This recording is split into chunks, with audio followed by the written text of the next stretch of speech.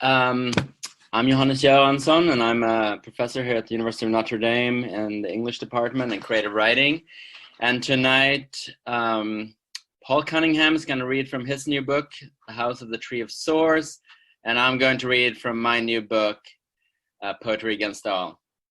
I'll begin by introducing Paul, and then Paul will read from his book, and then my old friend Amish Trivedi is going to introduce me, and I will read from my book. And then if anybody has questions, we can have some discussion. Paul, are you okay with that? Yeah. All right. Well, great to have you all here. I think this is the first poetry reading I've done in Zoom, and it's a little bit unsettling. I see a lot of names, but good names, but it's a little bit like speaking into the void. But I am so pleased to introduce today Paul Cunningham, who will be reading from his new book, The House of the Tree of Swords. It just came out from the UK press Schism. Paul is currently studying for his PhD at the University of Georgia and also working as a managing editor for us at Action Books. Paul was an MFA student here a few years ago, and we're incredibly pleased to have him back as part of a recent program to bring back former students to read from their books. Recently, we had Theory Mint and Peter Twall, and Alireza Tahiri Aragi is coming in the spring, and it's great to see what our students are up to as they move into the dangerous world out there. During his MFA time, Paul was incredibly ambitious. Not only did he write a lot of poetry, he also edited the Radioactive Cloud journal and chapbook series. He worked on Action Books. He was part of the international network of comparative humanities. And with zero help from me, he studied to learn Swedish in order to read and translate Swedish poetry. His self-taught Swedish has yielded impressive results. Cunningham has published a book, Words, by Helena, Österlund, and 2 chapbooks with writings by Sara Tuss Efrik. And now The House of Tree of Swords, which is animated by an interlingual energy that comes from the collision and intermingling of English and Swedish. There is a kind of narrative frame to this book. A man who perhaps is or imagines himself to be a worker at an IKEA lies down on one of the showroom beds and begins to lucid dream. There's a kind of narrative. Unfortunately, it's not your typical IKEA dream. The foreignness of the language in the story seems to bring out a frightening charged association, the foreign object.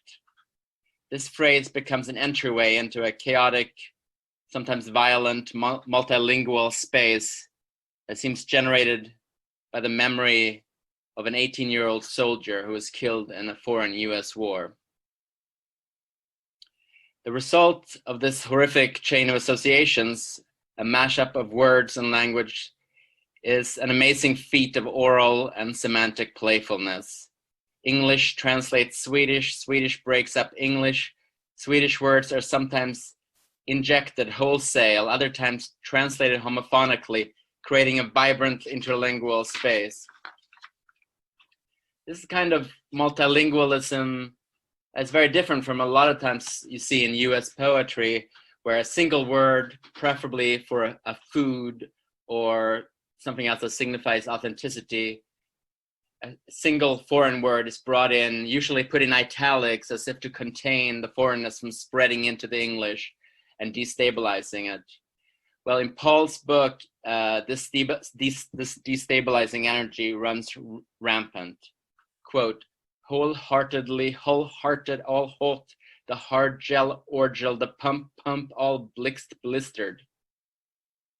It's a workout for the mouth to play around with these constantly mutating words and pieces of language. I'm reminded of Claude Lévi-Strauss's idea of the bricoleur, who samples and brings together all kinds of stuff from different kinds of media and discourses. When you listen to Paul read, I recommend that you allow yourself to be as playful and as associative as he is being. enter into this chaotic space and allow yourself to play with the sounds and the sense of language. So I'm really excited to hear Paul read from this outrageous and powerful book. Welcome, Paul.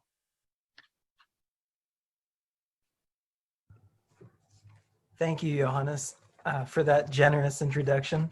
I don't feel like I need to say anything about this book now to introduce it, but I do want to thank Johannes and Joelle McSweeney for all of their help and attention that they gave this book, and my publisher Gary J. Shipley with Schism Press. I'm so thrilled that he believed in this project enough to want to publish it. And thank you to the University of Notre Dame for the invitation to read here tonight. So like Johannes said, the book is set in an IKEA, and the book is broken up into different departments like bedroom, living room, kitchen, bathroom, and then finally the Tree of Sores. So I'm going to read from Living Room tonight, which opens with a quote from the Sex Pistols from Holidays in the Sun. There's too many closets. On, off, on, off. Am I dreaming, or is this furniture fun-housing me? My voice or their voice, one voice or voices. Living bodies, living rooms, machine woven. I must be fun-housed. Everything is labeled around here. Labels with label holders. Stockholm coffee table, Stockholm glass door cabinet, Stockholm chandelier. Is this Stockholm? With latex backing, with foil finish? Is this Stockholm? Box stackable, scenic, made from recycled paper. How it turns into a bed at night. I am Daryar Tatar. Is home where the heart is? Hyukdum goes the drum, wholeheartedly. Hyukdum, dom, dom. Blood dragged and dragging. Dom, drem, wholeheartedly, wholehearted, all heart, the heart gel or gel, the pump, all blistered, heart-hearted. This evening, blood drem, no good blood, no good. I'm all dad blood, yeah? Dod blood, yeah? Dad's blood drums against the dollar technet bottom. Morka mobile, long sont. I'm just another long shot. I'm the night's drum, the drem's drum, the dom dod, the dod dum, the doldrums, the orhort odd, and always hurting, never the right rhythm. Who har din slack historia is stumped in culture? How has your family history determined your culture? Killed country, Muskshell country, kiln country, clay country, leering lira rolled country. It's not my felt country, of expertise country, felt of experience country, ubla de breeder country, bride her country, paternal paterna person pressure, can't take it any longer. Gore, seashore sounds, cutting through the family rotter, betong tree fodder, bebod photo album, burning mobler, man or woman language rotter, take a foreign language test, determine your proficiency, kiss the cock. Can this living room astroturf support all culture creature? Hivaxar din trajat, with silver bells and cockle shells, have you considered enhanced beauty? You can't live in a room without artificial flora.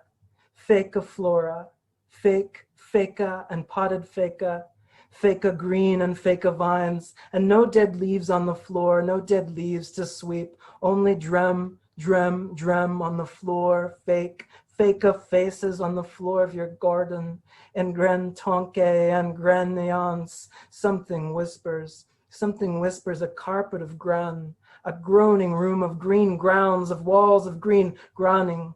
Silver vingars spread across the room, reflecting no smiler. Silver vingars spread. Vilka typer av historien är viktigast I den identitet? What types of history are most important to your identity? Faglarna monster, Hitchcock Shakta, Breeder birds and raid glittrade. Kiss the cock, kiss him, bro, kiss him. Did you kiss him? Fog larynx, tar slut, no future.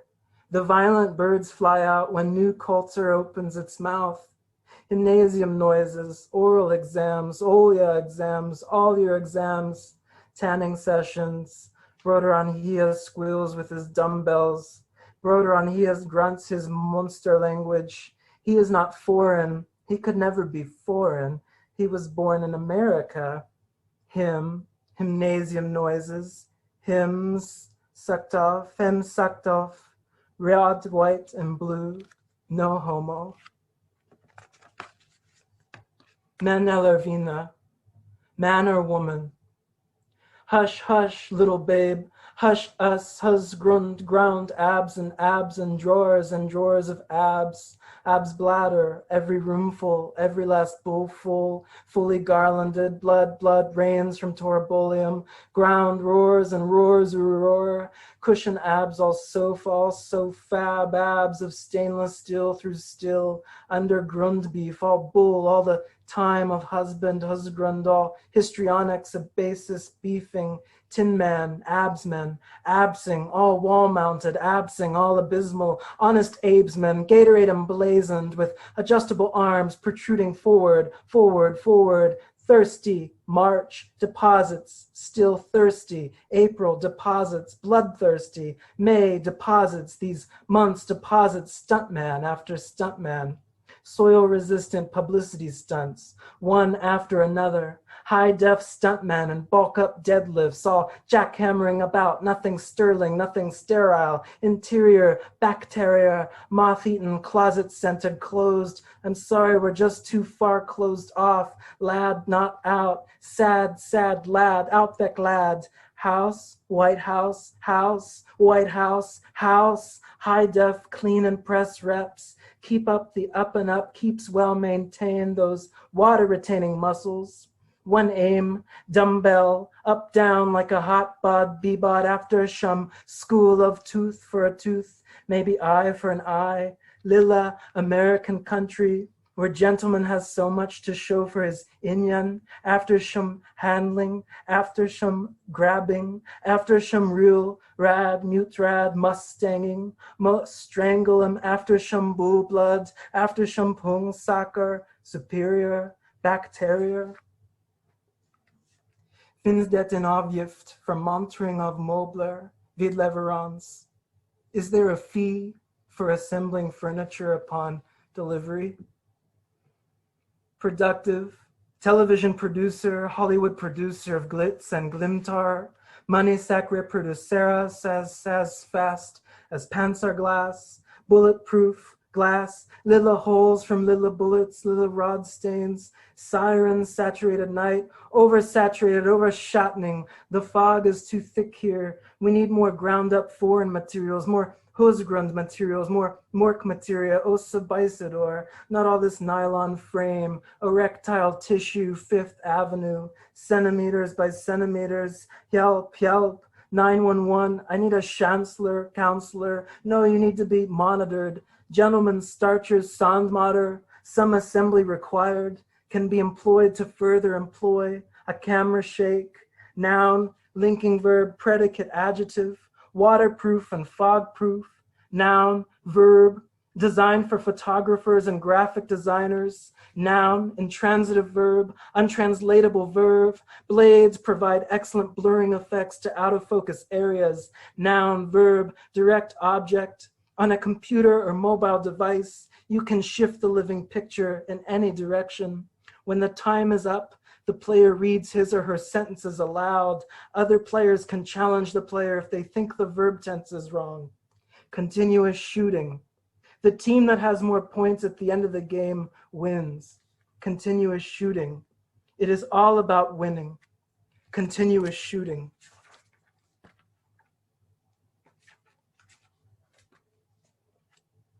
Can you recommend an exterminator? Can you recommend an exterminator?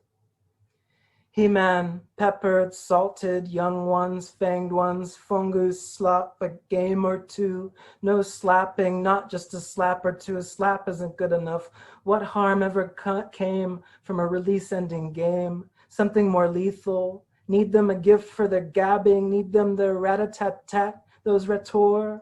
We need to wreck those thick-tailed insects. Insects meddle, those meddling ones, tiny meddling ones. Need to leave them gagging on my clibig, clinging for life. Pit falla after pit falla, must fail and must fella. Fella after fella, well-spalted meat fella, those fellas.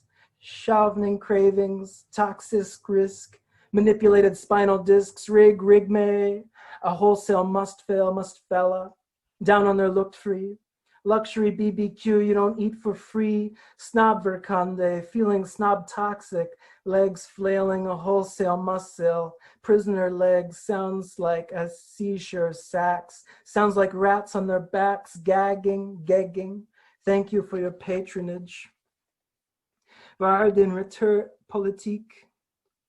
What is your return policy? Truth your mouth for 30 days, used your mouth for 30 days, truth now for 30 days, your money chewed back, no time. Your 30 days guarantees favning, your 30 days guarantees daydreaming, your 30 days guarantees felt, now solve for why. Have you not completed your foreign language test? How many firecrackers do you own? There's no waking Uncle Sam without the right gift. Be proud, be loud, invade other territories. 30 days, no chemist risks. No need to leave lickety-split. A truck passes you, somebody spits. Subtitles are un-American. The swelling mattress sides burst open, pushing milky leaves from their coiling insides, rusty springs and tangles of chicken wire. One mattress pukes out a little girl covered in steaming leaves. Another mattress grunts out a little boy covered in soil and wiggling maggots. My nervous system aches. The little girl runs over to a fake living room section containing lots of pillows and stripes. The little boy runs over to a fake living room containing many paper lamps and fake plants. Each child tears a transparent curtain from the fake window of their respective living room. Each child wraps their transparent curtain piece around their head. Twist, twist. Over their mouths, over their eyes, twist, twist. They quickly join one another inside a fake living room containing a fireplace. Every family needs a good twist, twist. Together they jump up and down on a sofa. Can you see me? Can you see me? They scream. But this isn't the family I should have. The dream is all wrong. Is someone screaming? Hear that? They can't even scream in English. How embarrassing. So I'm not going to answer. I turn my back on them and they turn a television on. The off, off, off feels darker and darker.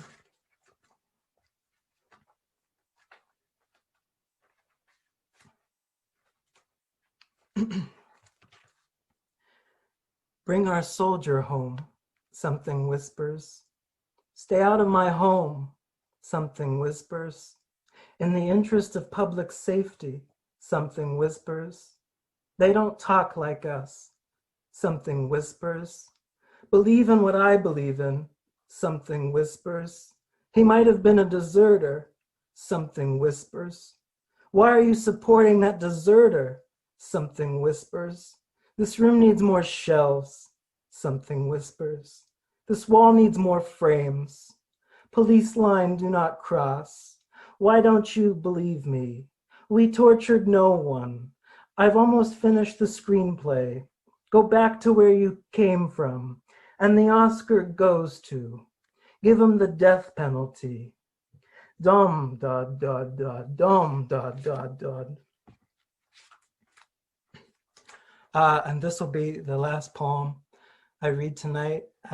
Thank you again to Johannes and the University of Notre Dame Creative Writing Program for having me. And this is my debut collection, The House of the Tree of Sores. I wait in the house of the tree of sores, the height adjustable house of the tree of sores. I wait for its motor to start, for its many teeth to grind. I wait in the mosh pit of household objects, the mosh pit of grotesque motor skills. I spot a commercial preposition drooling in a commercial proposition. I don't know how to read anymore. I spot a commercial proposition drooling in the corner of yet another fake room. My eyes mutilated by household objects, all gone, all gone. I can't see straight, I can't. Only flickering lights, my suddenly failing eyes, on, off, on, off. I stage dive, I headbang, on, off, on, off. I can't remember my name. I can't remember my name, but I remember the names of my children. My children? What children? On, off, on, off. Thank you.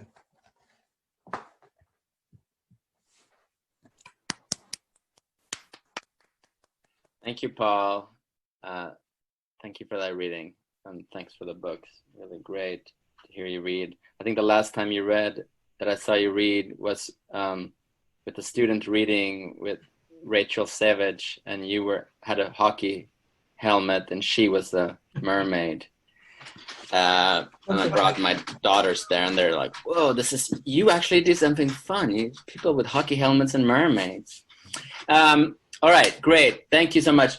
So to introduce my book, my reading, I'm going to have to introduce my introducer. Is Amish Trivedi, who I've known a long time, and who's the author of 2 books, Sound Chest and Your Relationship to Motion Has Changed, as poems in places like Kenyon Review and American Poetry Review, has an MFA from Brown University and a PhD from Illinois. Thank you for doing this. And are you? I'm here. You were here. Okay, great. It's Illinois State.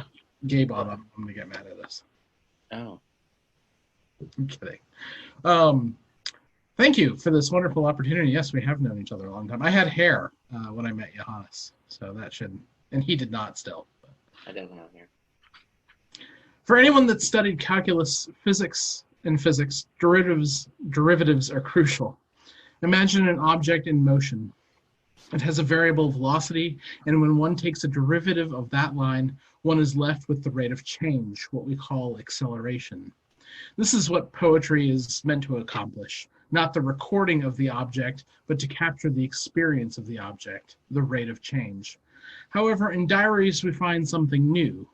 We might have the recording of events, surely, but in the midst of a work, a project, we have a second derivative, something beyond one experience and into another. Both diaries and poems have a similar objective in mind, to record not merely the events of our lives, but also the experiences of them. Events are not easy, and they are not objective by any measure. As perspectives shift, memories are written and rewritten. These are parallel tracks, objects that serve as the repository for what does not enter the main project. Diaries catalog, record, serve as a witnessing document, as is the situation with Werner Herzog's Conquest of the Useless, a parallel track not necessarily produced for public consumption, but as a way for the creator of the primary object, in Herzog's situation, Fitzcarraldo, to take stock of moments surrounding the creation of that project, to reflect as well on the goings on and struggles involved in creating the primary object. Poetry Against All, like Herzog's diaries, moves beyond the realm of cataloging personal experience, becoming its own work, even if created in the shadow of another. In Johannes's case, the primary object is that of the Sugar Book, a book of poetry that reads as his own fetishized noir. I read poetry against all. I read poetry against all in a day, eager to find the moments in which one can see Johannes's own deeper cuts, more than what he writes for us in public spaces about what art should do, but what he tells himself art should do. In this sense, we get both halves of the privacy divide, but also both halves of those debates, left to ask ourselves what we want of ourselves, of our work, of the things that we put into the world. We have the curve that is the sugar book and the derivative line that is poetry against all. If someone had bought a car the month that I met Johannes, that car would most likely have been junked by now. A pile of rusty parts from which they have removed what was worth salvaging to replace into a still living machine. Perhaps this describes in some way for you all what began as a pedagogical relationship and sometimes still continues to be one 16 years later. Just at the moment when I feel ready to be junked, Johannes always seems to hop back in and find one more working, unrusted part that justifies carrying on, continuing. He does this mostly through his work, a path he sets forth in each new thing he brings into the world. That classroom is broad, unknowable in some ways, thousands of gnarled, rusty scraps ready to read and find a way forward for themselves. He told me once to keep fighting the good fight, and in that sense, he's always been a wonderful role model. Yes. Thank you. Yeah, thank you, Amish. That was an incredible introduction. So as Amish, you could hear, these were diary entries I wrote. I went back to Sweden, this is 2013, I think, to finish working on the sugar book. And I kind of wanted to destroy the sugar book, so I started writing these diaristic entries, like what mundane thing about what I did or what I thought that day to ruin the book. But then I thought I succeeded too well in ruining it. So I removed it and I put it in a file. And then a few months later, Michael Slosek, who used to edit the Harriet blog for Poetry Foundation, asked me if I would write an essay for like Poetry Month. And I had at that point I was completely like a husk of a human being. I had like put all my thoughts into the book. So all I could think of was I took some entries from these diaries that I had removed from the book. And then Christian Pete at Tarpaulin Sky, who published the sugar book, saw those and was like, wow, what is going on? What are these things? Do you have more of those? And I was like, actually, I have a whole file full of it. So I gave it to him. He decided it was a book. It became a book. Thank you, Christian. And so what the book is yeah, so basically like what Amish said much more eloquently, these kind of outtakes from when I was writing the book. I was thinking that maybe I would read a couple of the poems from the sugar book, since many of you won't know what that book is. I was looking at it right now before opening the Zoom, on my way over here to Zoom. And actually it's like the poems are really kind of disturbs me. And they're really like gross.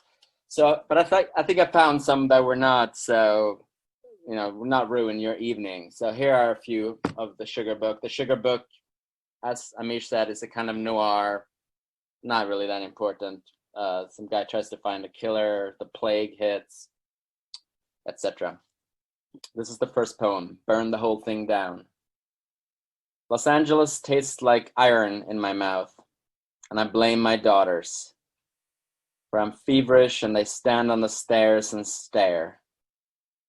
They have soiled mouths and blue eyes. They're beautiful but disgusting because they break the shells and carry sunflowers, thousands of sunflowers. A daughter brings the inside outside and the outside inside. A wife sits on the sofa in the dark with mercury in her. I love my wife because the film has been poisoned. And she sealed it with a kiss, and she brings me tiny flowers with erect flower stalks and large seeds. She might die in the movie. She might make it until the enamel cracks. Might drive a car straight through the feminine body. Have you ever fallen in love while a city burned? Then don't tell me I'm a sexist. I'm writing a book and I love the plastic chairs in which I sit. I'm buying them with spit.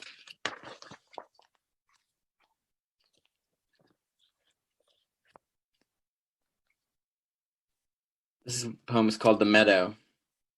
We live in the meadow, but it's a hotel. We pay for it. We call it the meadow on account of the lamb masks and because of the sweet-smelling girl bodies on the sidewalk and because of my own tendency to affect the air of a shepherd. Even during a time of plague-like symptoms, I get murdered by the killer of little shepherds. Even during a time of war that piles up bodies in sublime numbers, I play the flute. Die, sunflowers, die. The faces are somewhat disarticulated due to rat activity, according to the cops who study such things to solve murders. For example, the murder of a starlet who shot videos of me at a shooting gallery. That's me with the smeared fruit, doing that thing with doll mouths. We're making history. We're using fucked up military time while the riots expire. Look how many bodies we can pile up. It's the national debt. This poem is called, I'll just read one more. This poem is called The Starlet Is Dead. This is also very not disturbing poem. The Starlet Is Dead.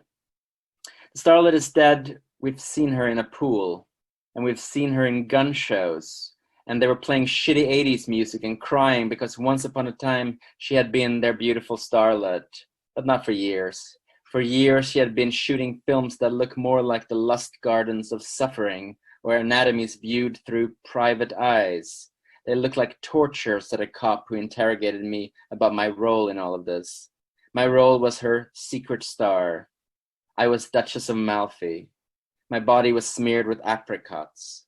Nobody forced me to be there. I was at a party that cops are recreating with new and less infected toys. I praised them for the realism before I left. They praised me for my foreskin. I should have told them, picture yourself covered with cake.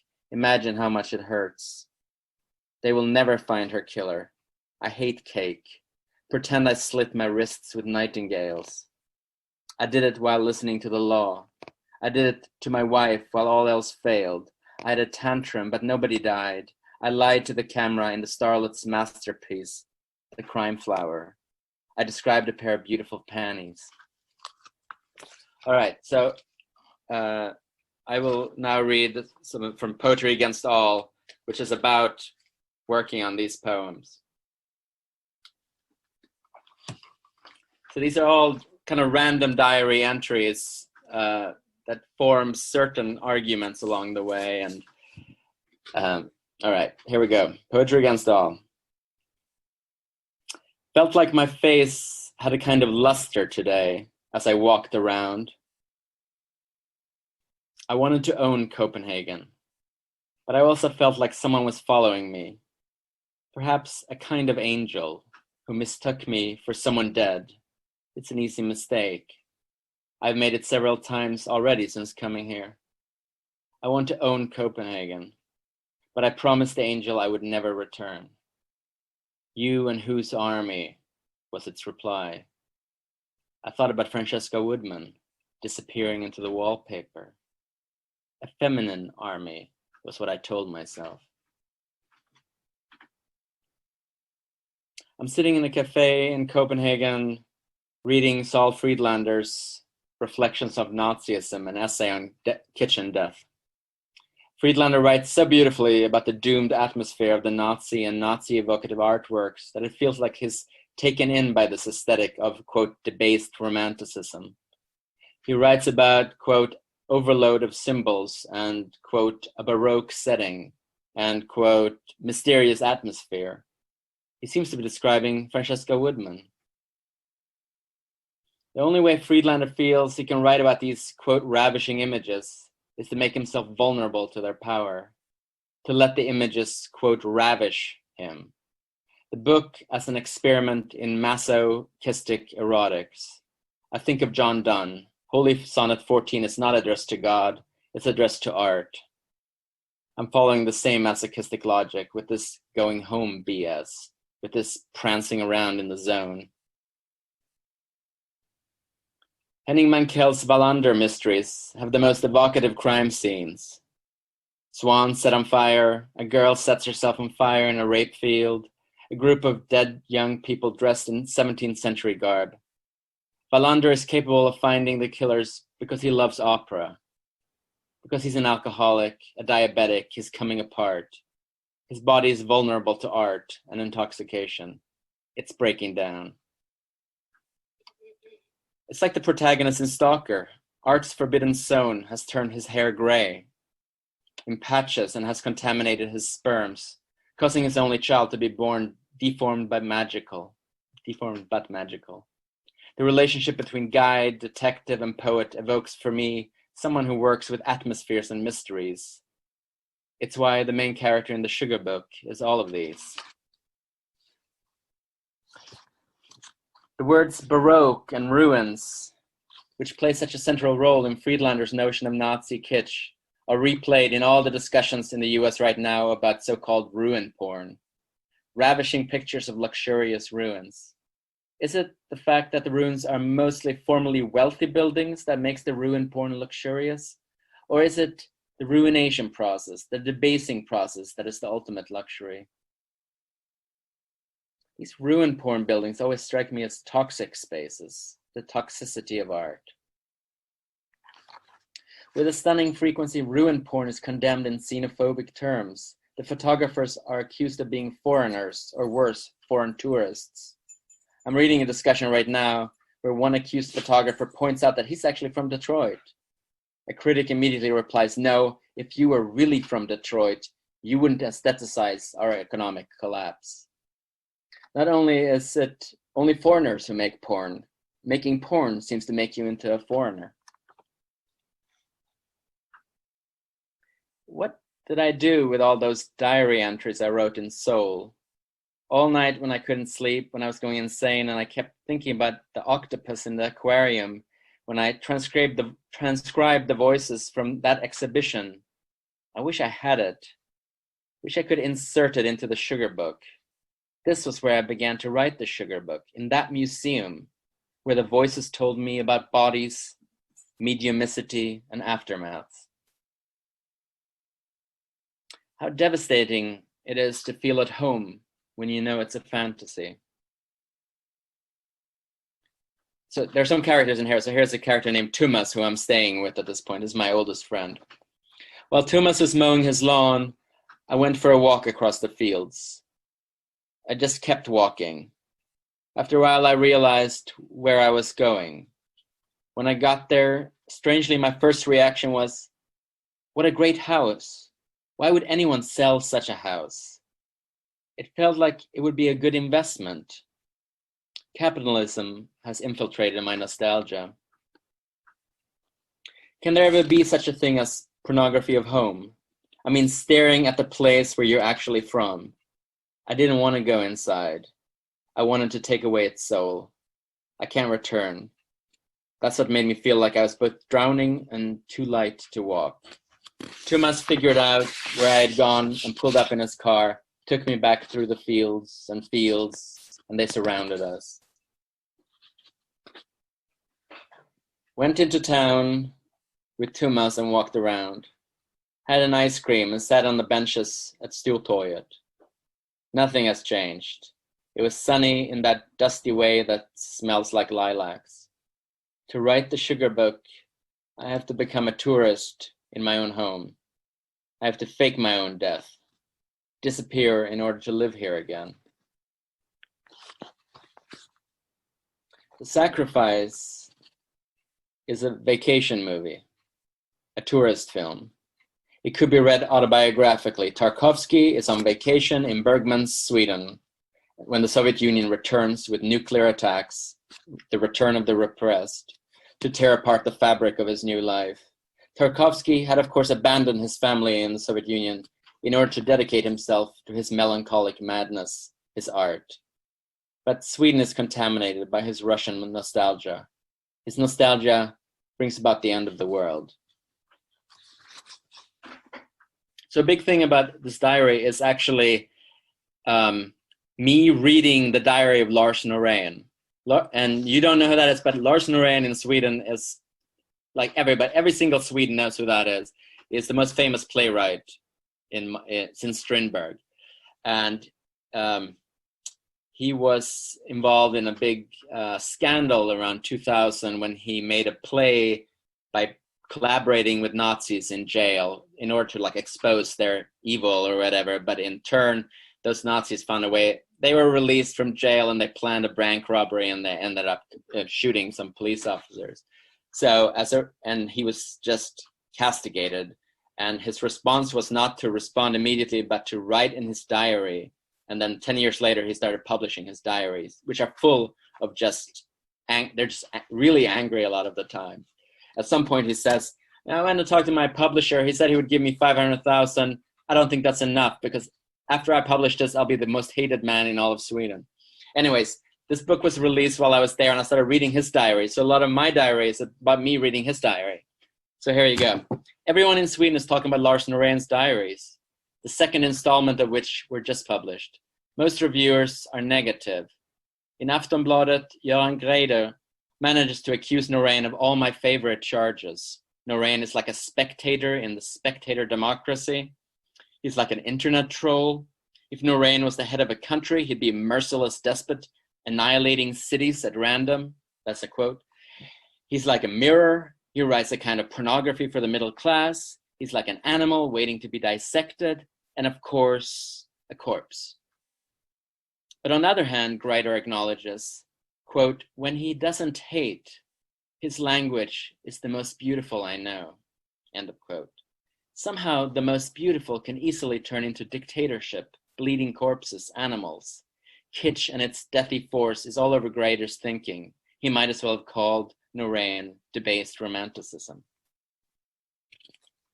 Joelle wrote, Maiken is babbling compulsively. The compulsion must be the pleasure of language, something like vandalism. Language scratched in the public sphere. The origins of expression is obscenity. My daughter is obscene in her language. Children are obscene. Poetry is obscene. But there are those who want to maintain the illusion that it's good for us. There's another character named Sara in here, who's just another friend as well, and a writer who Paul has translated. Reading Sara's copy of Norén's diary, I'm surprised to discover how much of it consists of shopping lists. Like a caricature of the bourgeoisie, he keeps buying fancy clothes. It seems so that he'll be forced to remain incredibly productive, writing as many as 3 plays at the same time. It's as if he's using debt as a kind of currency, a kind of meaning, a reason to keep writing plays. Woke up with the phrase, you can call me crime flower this autumn, playing in my head. Thought about that time the kid at LSU was arrested when someone thought his imitations of my poems meant that he was about to shoot the school up. Crime of art, art of crime. Gertrude Stein supposedly said she went to France to be alone with the English language. I went back to Sweden to be contaminated. To cut forth the essential, September 2000. From the beginning of Norén's diary, there is an emphasis on simplicity and cleanliness. He's constantly cleaning his apartment. And in his writing, he skriver rent, literally writes clean his plays, as if revising was a matter of cleaning them up. It's a rhetoric of objection. The sentences are short. Often he writes without any transitions. He wants to clean by writing. But writing produces art, i.e. filth. The torture imagery that I associate with Cocteau's Orpheus, doesn't it also come from Chris Marker's La Chattie? They try to torture the main character into remembering his past, his home, which has been destroyed by World War III. The capacity to remember, homesickness, nostalgia, also allows him to travel forward in time, to imagine a brilliant future. The movie thus dispels the common assumption that we must leave our past behind in order to progress. We will only survive through melancholy, we won't survive. Noreen says he gets melancholy when he buys beautiful clothes because he knows that he's going to die and then he will no longer be able to wear them. I get melancholy in front of the mirror because I'm in front of the mirror.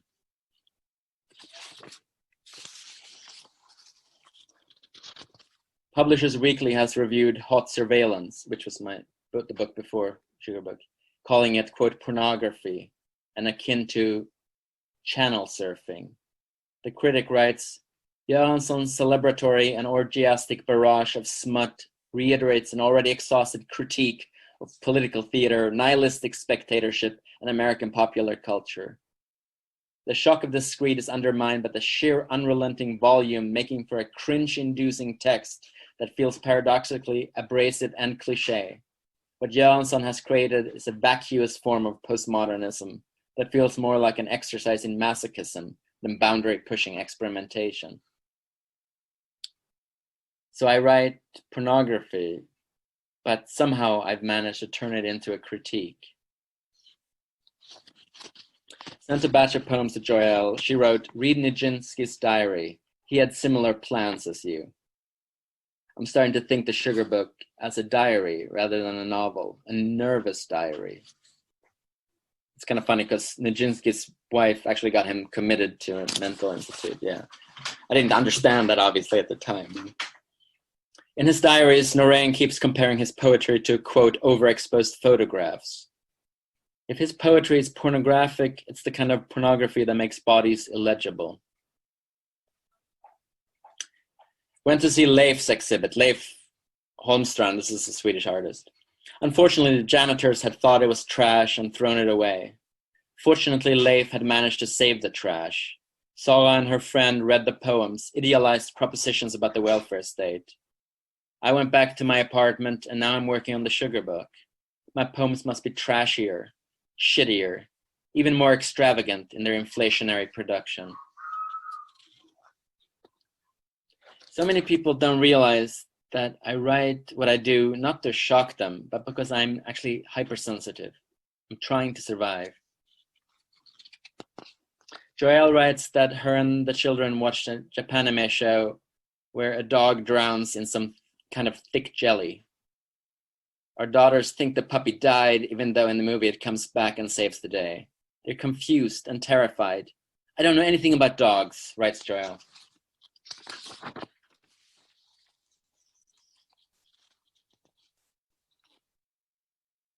Noreen would hate what I write. Maybe I'm writing two books, the Sugar Book and Noreen's diaries.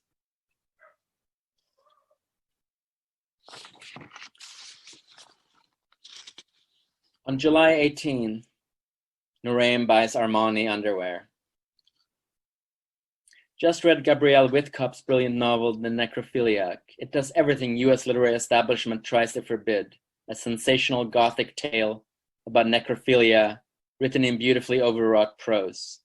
In his book Radio Corpse, Daniel Tiffany argues that Ezra Pound wanted to rid modernism of the corpse language of the Victorians, but ended up as a fascist. The conceptualists write that poetry is necrophilic. Whitcock's book is the most brilliant reply, a truly anti-fascist poem written in the necrophilic corpse language of poetry. Found this quote from Jean Genet's Thief's Journal. Quote, then I really felt I was in exile, and my nervousness was going to make me permeable to what, for want of other words, I shall call poetry. Passed a foreign beggar who shouted in English after me, go home, you Coca-Cola sucking fucker. I wanted to turn around and explain that I was home, but I didn't, I wasn't. I hate Coca-Cola. I'm rewriting the Sugar Book with Noreen as my reader, a reader who hates me, who wants me to cut my poems. I'm not succumbing to his aesthetic or rejecting it. I'm letting it attract me, draw me towards it. But I'm also resisting it. I'm writing a book that stages a struggle for its own elimination. In the most beautiful passage of his diaries, Noreen writes, soon I will begin to write harder, more nakedly, shorter, beyond the mist, scenes as from overexposed photographs, Dialogues that could have been caught on surveillance camera. Movement, physics, behaviorism. I long for the light that is called merciless. I'm heading there when everything is over. I think I'm finished with the sugar book. I let the boy out of the prison. I let him into the infection of Los Angeles. It was the only way I could finish the book. I let him out because I was cutting everything. I was turning it into a cutter's book. Tomorrow I go back to the US. It's a relief to walk through Stockholm and know that everything is finished. In my neighborhood, there's an official sign that reads, "This area is under surveillance." And somebody has slapped a sticker that says, "My heart is a bomb." Thank you. If anybody has questions, do you want to raise your hand, or do you want to put it in the message column? Or if you don't, that's fine too. I can't actually see if you do. That was correct. All right, Gabriel Gooding says that was a real barrage of smut, Johannes. And that is correct. That was a barrage of smut. That's my favorite, one of my favorite reviews I've ever received.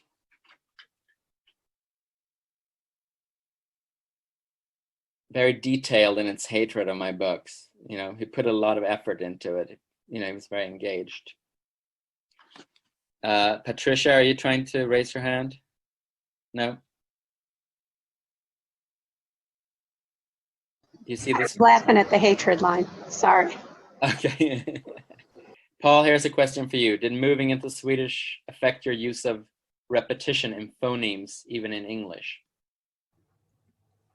Do you see that? No, I don't see that question. It's in the chat column. Well, it is what I... They could just be sending it to you. They might not be sending it to everyone. Okay. So Oh, okay. Yeah. Okay. Oh, it's privately. All right. I'm asking you this question Okay, from what LA. Paul, did moving into Swedish affect your use of repetition in phonemes, even in English?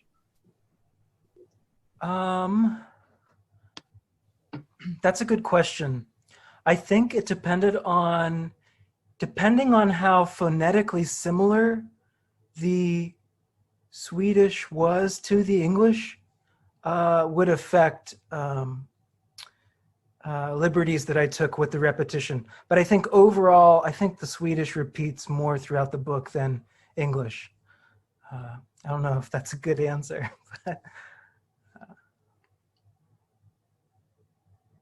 Why do you think that is?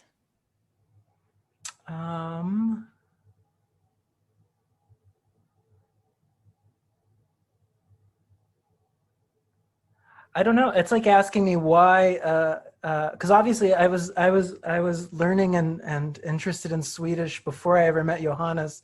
So I guess that's like asking me why Swedish and not German, which my father speaks German, I just, there's something rhythmically and phonetically, maybe like a I think there's like a musicality to Swedish, and that doesn't exist in English, obviously, but I feel like Swedish is closer to English than German, which, phonetically, sound-wise, which kind of gave me more permission to play. I don't know. Kind of blend into each other in some way. That both makes it maybe harder and more generative depending on your attitudes as a writer. Paul from Kim Koga. I have a question for Paul. How did you teach yourself Swedish? Like, how did you even start learning? How did you overcome feelings of possible failure in translation if you had them? How has your translation and writing in Swedish changed your brain's approach to writing? Okay, so thank you for that question, Kim. The short version of this, the short answer to this question is a high school instructor.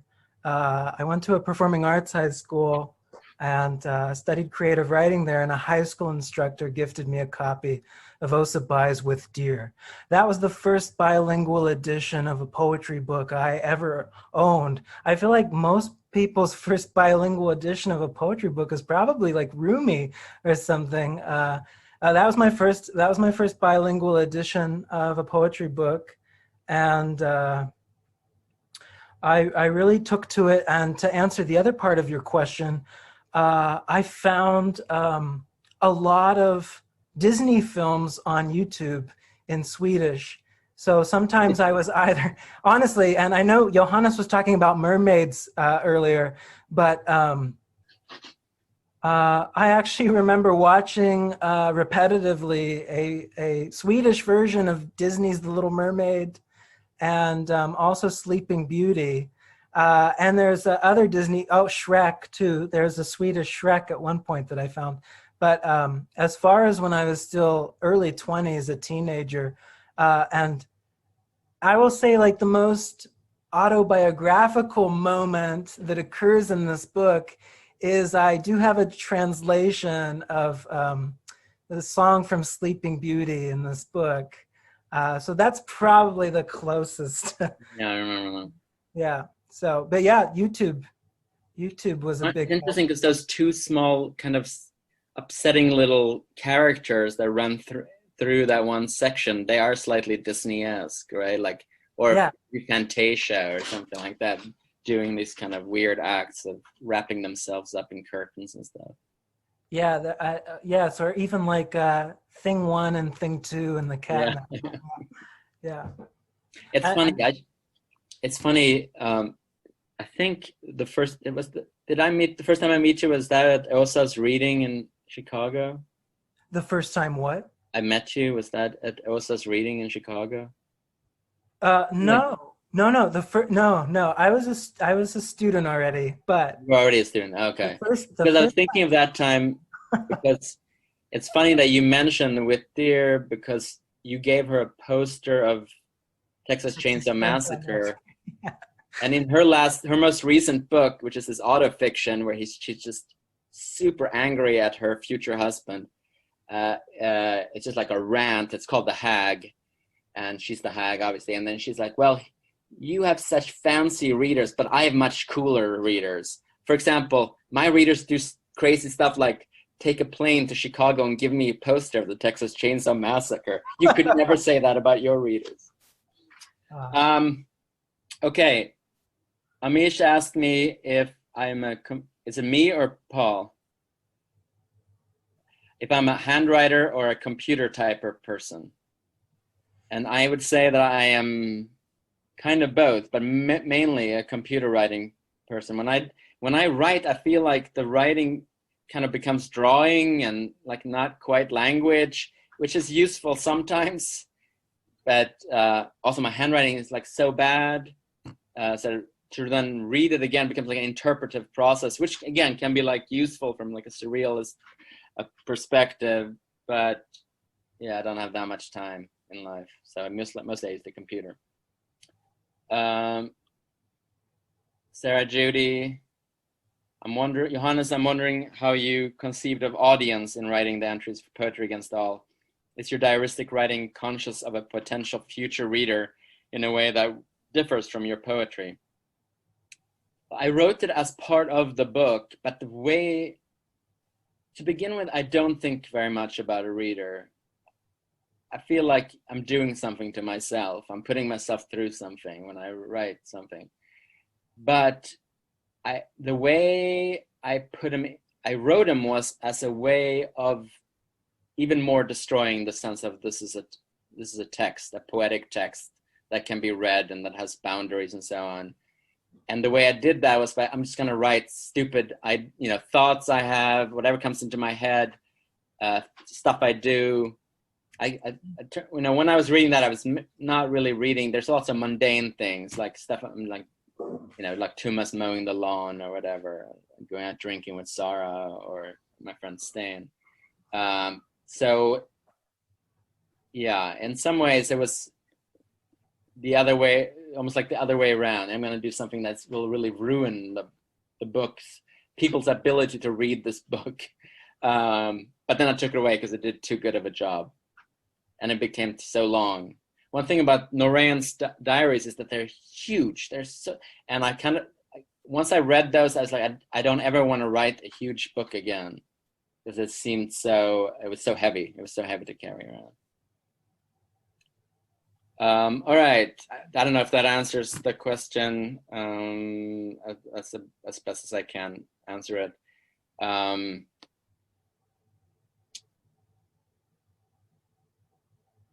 Paul, can you talk about your writing from my Ifjell? Paul, can you talk about your writing process? Yeah. So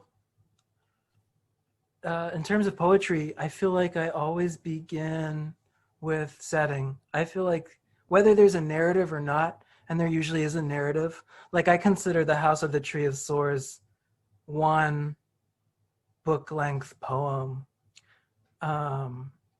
So I feel like before I write, I choose a setting, and I just find there's something very haunting and discomforting about Achaea, and especially the arrows, the projected arrows, which are in the book. And you can ask Johannes. There is Johannes got to see a much earlier version of this book. I was very inspired by a book by Cecilia Vicuña called Sabarami. And there is a moment in that book when we are instructed as readers to turn the book upside down, to read upside down sentences. And I always wondered, what would happen in an Achaea if somebody was to manipulate the arrows and throw you off course. You'll never be able to buy your furniture then, I guess. No, I'm always thinking in terms of setting. Johannes mentioned earlier that I wrote some hockey poems, and that project came about too in terms of setting. I think a hockey stadium is a very interesting version of a theater. What happens if the ice melts? Then it's like like a water show or something maybe. And runway. I think runway shows are really great too and give me lots of inspiration. Yeah. Well, you'll have to stage your reading at an Achaea. Well, that was an original plan was to encourage people to read the book and take selfies in Achaea. But if I did that now, it would be very inappropriate. I feel like, given the pandemic. Yeah. Yeah. All right. I saw. Oh, do you consider yourself a post-confessional poet?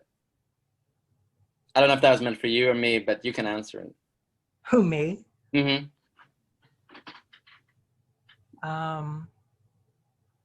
I don't think I do. No. I'm not quite sure what post-confessional. Yeah, I don't. Yeah, I don't think I consider myself one. No. I do write. I mean, I'm like intimately connected to my writing. I'm not like it's not at a nice distance from when I write. So in that way, maybe it has something to do. You could sense of it as some kind of confessional. But confessional to me suggests that you're revealing something like a sin. You're revealing a sin in order to be absolved of it. Maybe, or am I totally Catholicizing the phrase? But I don't relate to that. But I love a lot of the confessional Plath and Barryman. I really love, and so maybe I'm post-confessional. Maybe I'm just pre-confessional. These days I even feel like I'm, positively medieval. So okay, Yiyoon writes. Hi, Yiyoon. Margot Perrin writes, "That's great about ice rink melting. What would happen?" So you've maybe inspired some kind of terrorist act here. Well, that's what that book is about, yeah. Yeah. So Yiyoon writes, "Hello everyone, I hope you're well. I have a question for both. In my experience, what's fun and dangerous about translating is that the source text and language seems to penetrate your psyche deep because you dwell in an interlingual or beyond language kind of space when you're translating. when I hear the theme of contamination in both your works, I feel like you both have something to say about that intralingual headspace you enter during translation or engaging in actively multilingual situation. Any anecdote or thoughts on that headspace, the translating headspace? Great questions. Go ahead. Do you have that answer for that? Does it do something to your head? Like when you letting this other text kind of enter into you and this other language? Does it feel like it's contaminating the... Yeah, I mean, even, and this, it's always, this is, I think, the third time I've read publicly from this book. And by the end, I start to confuse the Swedish with the English. And that's happened. This is the second time that's happened. I did start to slip up near the end. But yeah, I definitely, I do start to confuse the two depending on the word. Yeah. Then what's the result of this? I mean, you say it's slipping up, but that's how you wrote the book, by slipping up. No? Right. The book is about slippages, and I don't know if this is a good answer or not, but it goes back to the, this book is based on a fictitious character who is kind of an ignorant, not always likable American who, he doesn't really care about learning Swedish.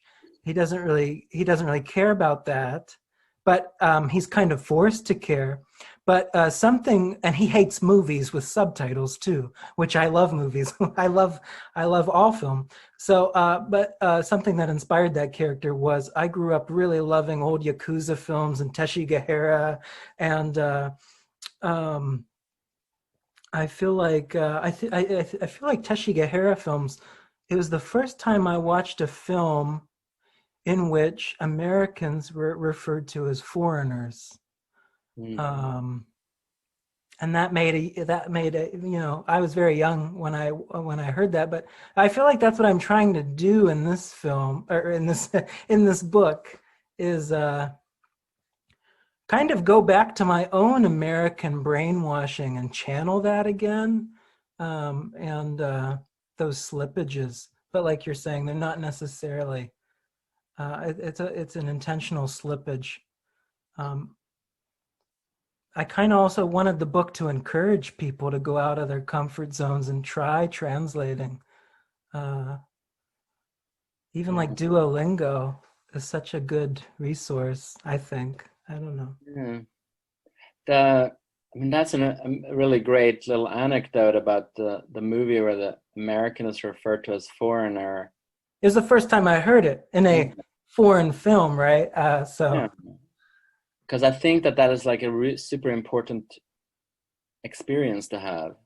Because if you don't ever watch foreign movies, Americans are always the heroes, and it's always centered around America. So that's really interesting, and that it happens with subtitles at the same time. I really love that detail as well. It's like a multimedia version of the movie, or I guess movies, I don't know. No, they're not multi. Yeah, there's like the text and the sound and the foreign language, but you can read what they say. I feel like that foregrounds translation in an interesting way too. Okay, should we do one more question from Jake Searsack? He says, for both, how do you envision the things you did or learned while writing these books shaping your future work? Where will this multilingualism take you, Paul? I'll probably do it again, but not in IKEA. Yeah, and there's even some Spanish. There's some Spanish hidden in the book, just FYI. So yeah, maybe the next one will be in maybe Spain. Spanish hockey team. I don't know if that's such a thing exists. For me, I actually wrote these so long time ago. It feels weird to think about them, but they were for me, they were more than shaping what I'm doing now. I feel like they were the culmination of what I had been doing for almost 10 years. Maybe more. Maybe I had been doing it for 10. Yeah, probably had been doing it for 15 years.